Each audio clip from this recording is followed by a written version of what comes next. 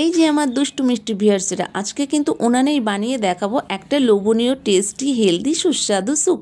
চলো তাহলে শুরু করি। স্যুপের জন্য শুরুতেই কড়াতে দিয়েছি বাটার, আর ওর মধ্যে দিয়েছিলাম একটু রসুন কুচি আর আদা কুচি, আর সাথে দিয়েছিলাম গাজর, বিনস, ক্যাপসিকাম, কয়েকদানা মটরশুঁটি, হালকা হাতে নাড়াচাড়া করে হাফ লিটার জল দিয়েই কিন্তু জলটা যখন ফুটে গেল তখনই দিয়েছিলাম ভুট্টা বা কর্ন।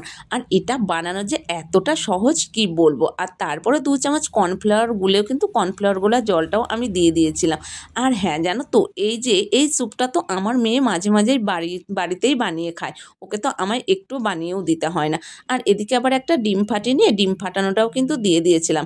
আর হ্যাঁ, জানো তো আজকে আমাদের এখানে প্রচুর হাওয়া হচ্ছিল বলে আমার উনানটাই প্রচুর ডিস্টার্ব করছিল। আর ডিম ফাটানোটা দেওয়ার পরে দিয়েছিলাম আমি একটু সয়া সস, আর সাথে দিয়েছিলাম একটু সাদা লবণ আর গোলমরিচের গুঁড়ো। আর এটা প্রায় হয়ে এসেছে, নামানোর আগে দিয়েছিলাম একটু লেবুর রস। তাহলে দেখলে তো কতটা কম সময়ে এটা তৈরি হয়ে গেল। আর এটা কিন্তু ভীষণ দেখতে লোভনীয় হয়েছিল, আর এটা তো খেতে ভীষণই সুস্বাদু হয়।